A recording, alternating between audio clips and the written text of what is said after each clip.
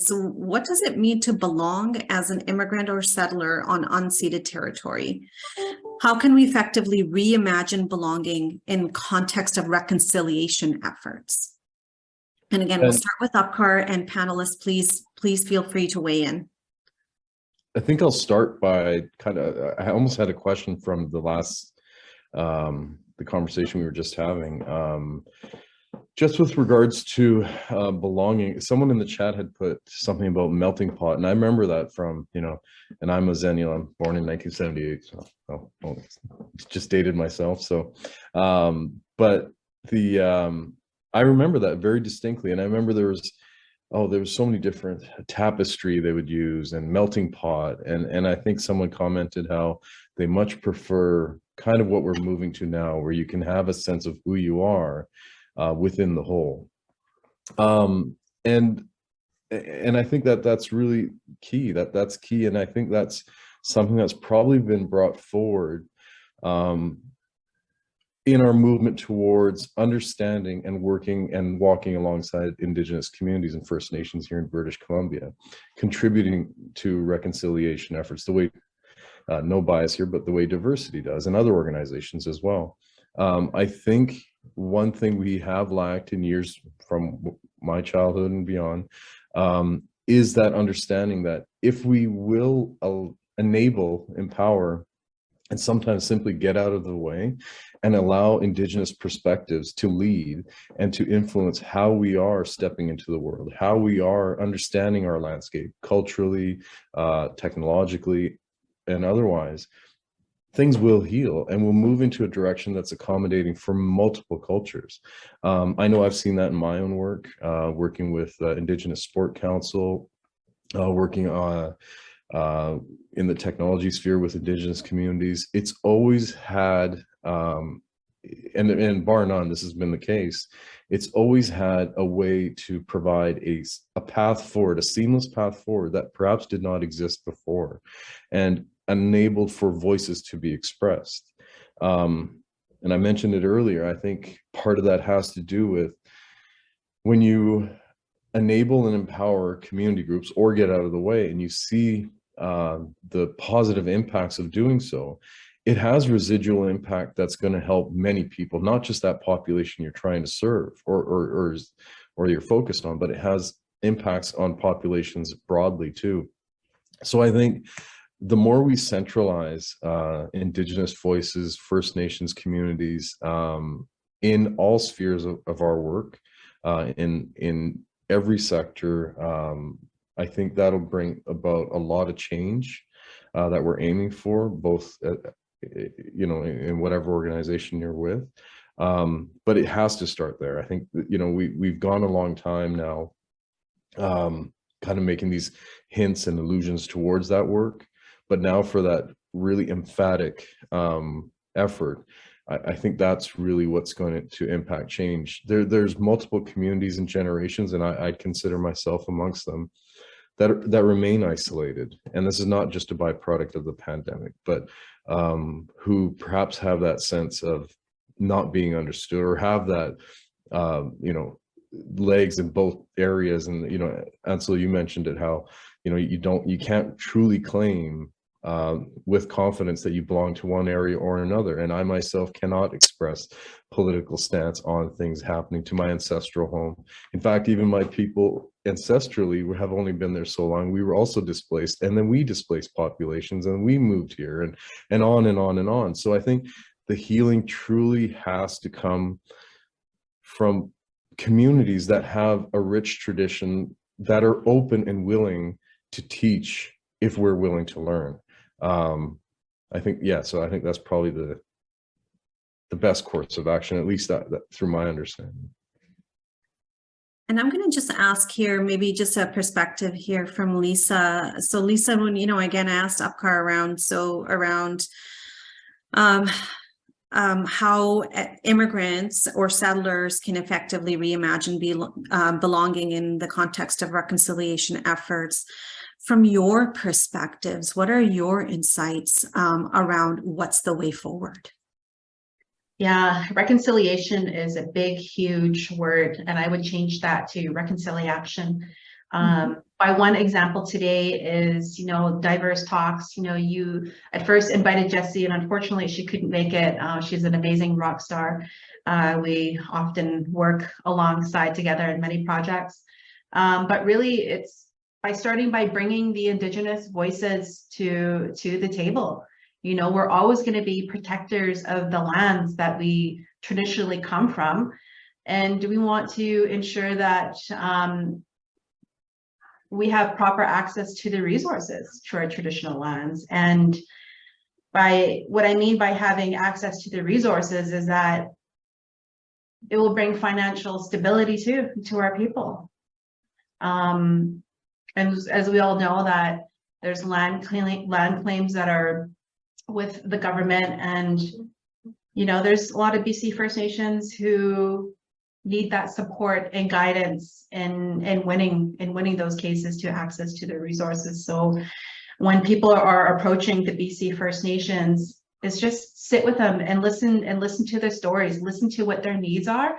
And if you have the financial resource capacity to help support, then by all means ask first before you to make any traditional offerings, and and to build that relationship with the BC First Nations too is so important.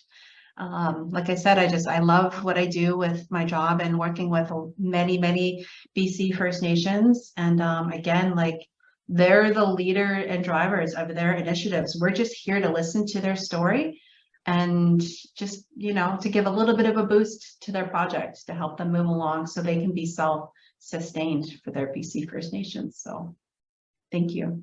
Thanks, Lisa. So absolutely important points there around listen, create space, invite Indigenous partners and allies to the tables, to decision-making opportunities, to fair and financial, fair and accessible access to financial, again, prosperity as well too, as well as to lending space and amplifying the needs, amplifying the work, amplifying the stories. Thank you. Upkari, I think you had raised your hand here as well too. Okay, we've got Chantel unmuted.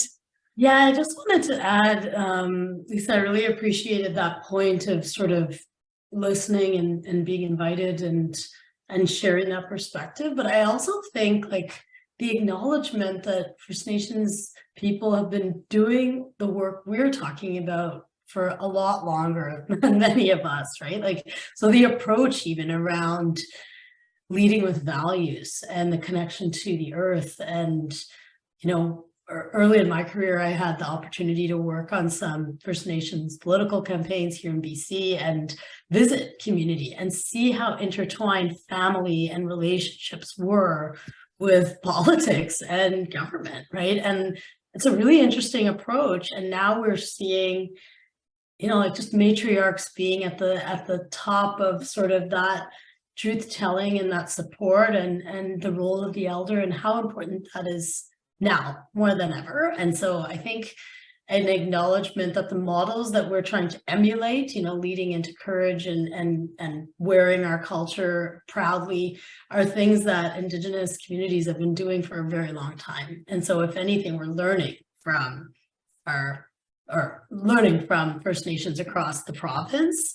And particularly, I think it's just being proud to live in this beautiful province, but British Columbia does have such a rich and diverse array of First Nations communities. And so even just the acknowledgement that they're different and that we should learn from those different cultural practices and teachings.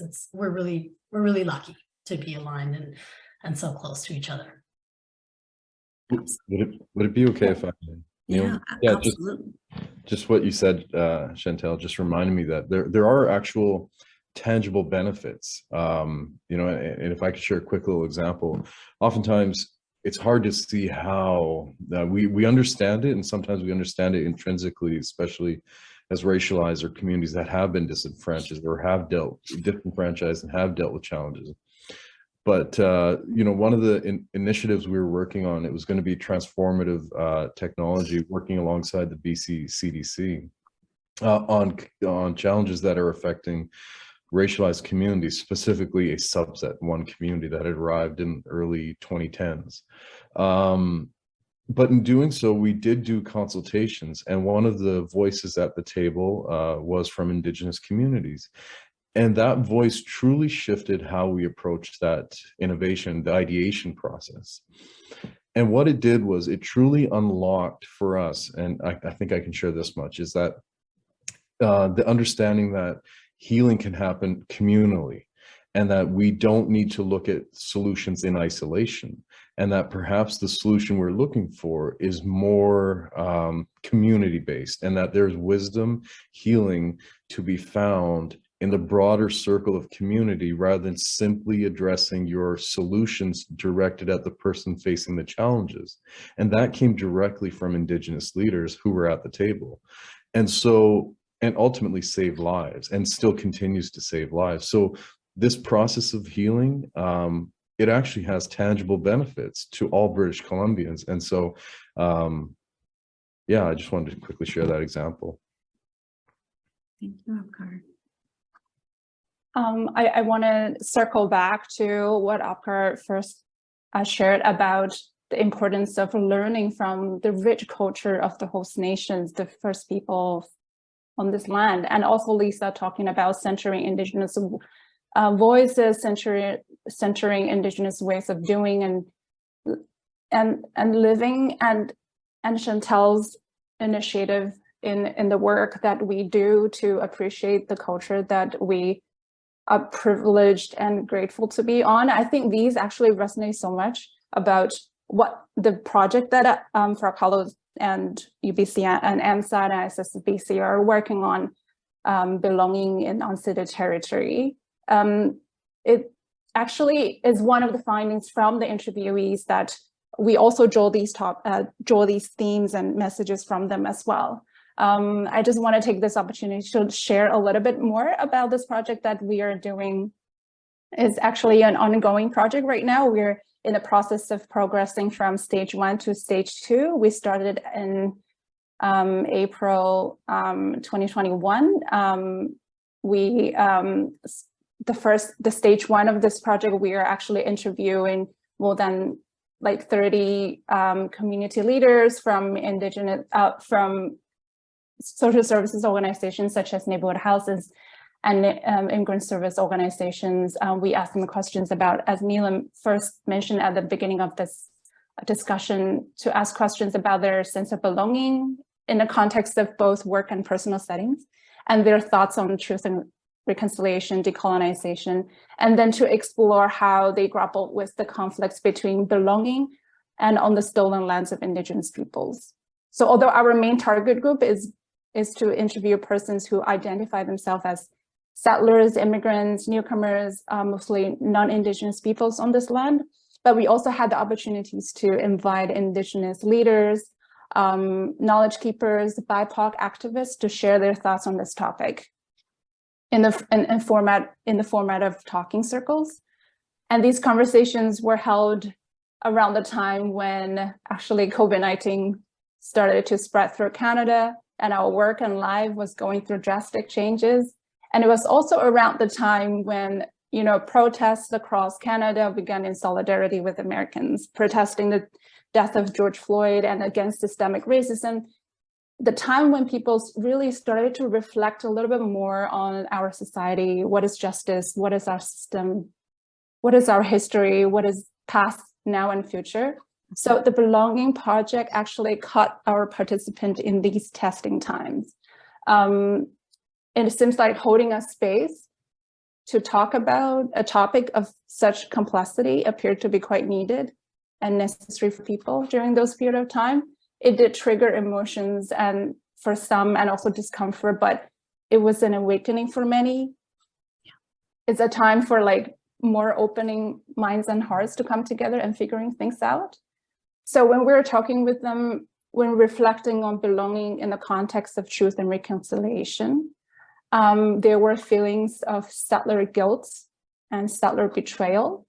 For example, feeling guilty for making the decision to immigrate, a decision that to be seen as perpetuating colonialism, and also feeling of betrayal because you are being told to settle on the land that's a stolen land, a land that is not for you to own. And it also brought personal dilemmas, such as how to justify buying property while wanting to do things right for Indigenous peoples. And we also talked to organizational leaders, and many of them are actually just trying to figure out how we as a community organizations, immigrant services organization, how we can welcome others when we ourselves are uninvited guests. So these, like, we don't have answers for all these questions. So through the conversations, we're reflect on how we can move forward. What could be the new narrative that we decolonize our sense of belonging? Actually, like Afkar, Lisa, and Chantal also shared some of that. But right now, I would love to share a few quotes, actually, from some of our interviewees. I think will shed some light and brings really good insights. One of our interviewees, her name is Huda. She's an immigrant settler, and her perspective about how she negotiates this conflict. So, quote, she said, "It's almost as if though, let's say, it's my house and someone just walks into it and I'm helpless to remove that person. So what is that person supposed to do? So what, as a host, is my expectation for that person? That person should leave the house. But for some reason, the person is living in my house. So I am that person. So it is my duty to somehow learn more, to contribute in a manner that if I'm already here, my presence is not something that's causing more pain. But my presence is a source of some healing. My presence is a source of helping others understand the true nature of the host." We also heard similar thoughts from other settler interviewees, and it's a time for us to show our respect, to learn about our host nations, their protocols, their culture and history. Of course, moreover, we were especially inspired by some of the words shared through the talking circles by one of the Indigenous leaders. And this quote is from Jolene.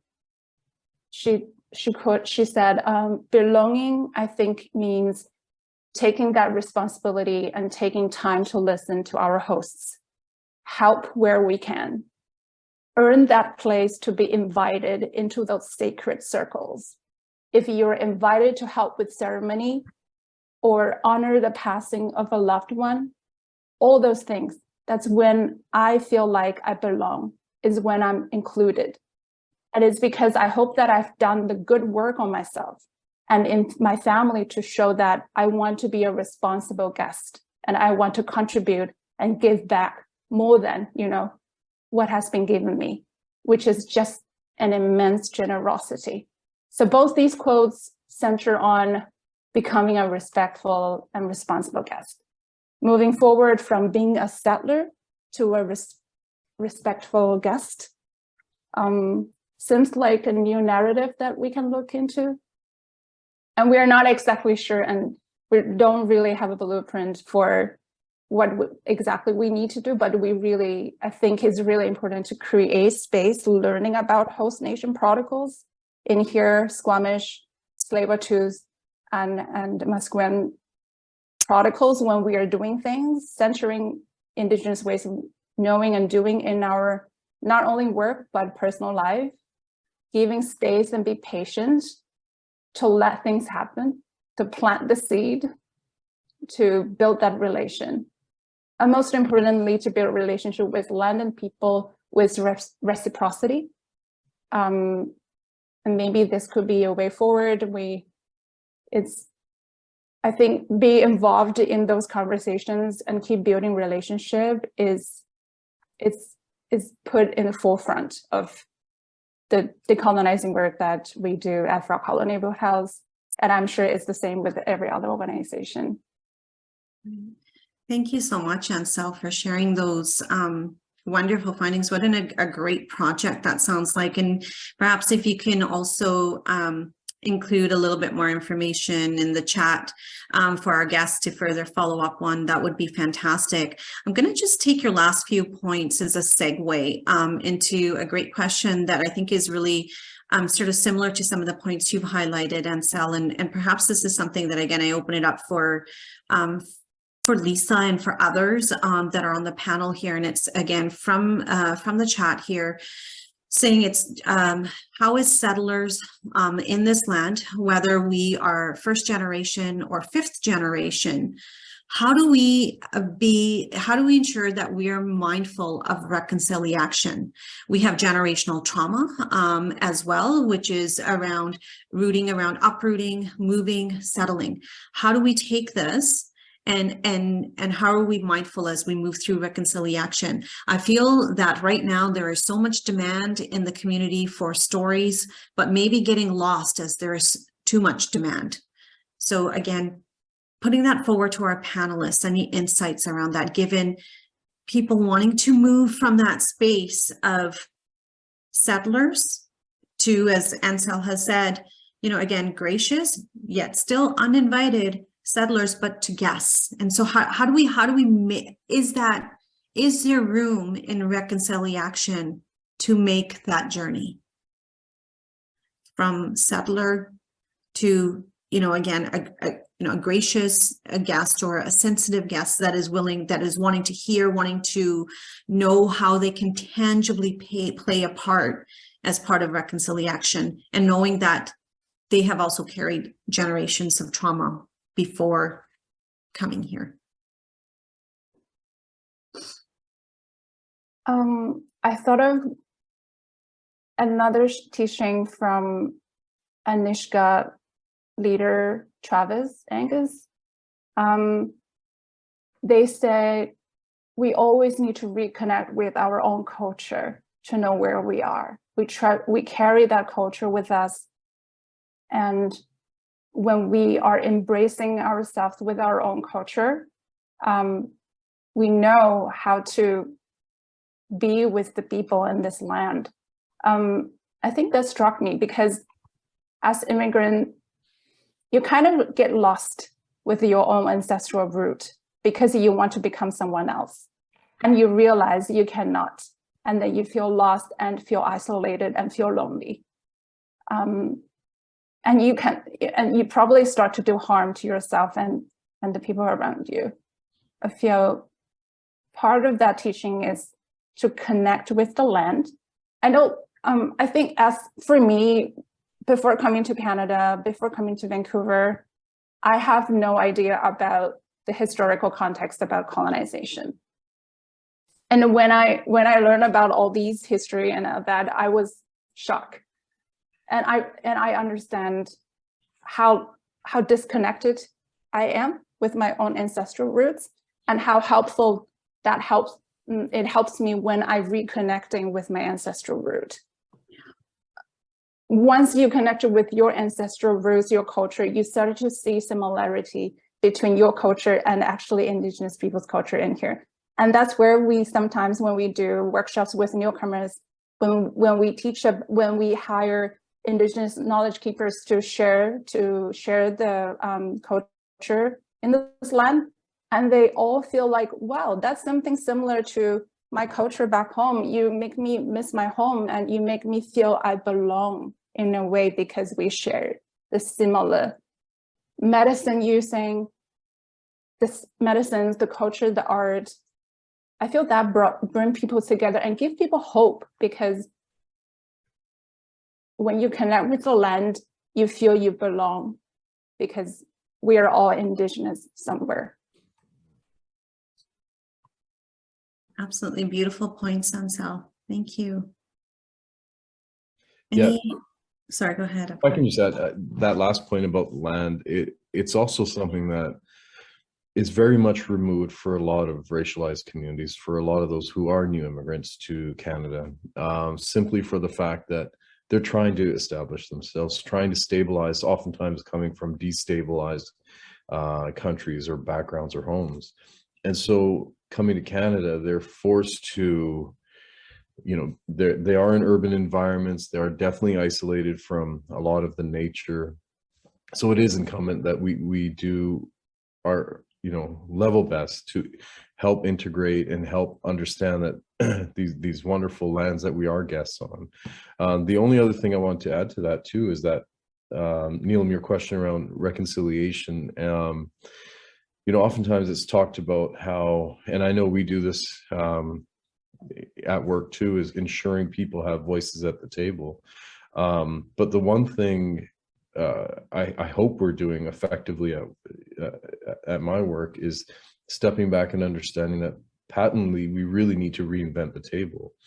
You know, it can no longer be just the tokenized, you know, here, you know, you have a few women here, you have a few racialized faces and Indigenous voices as well.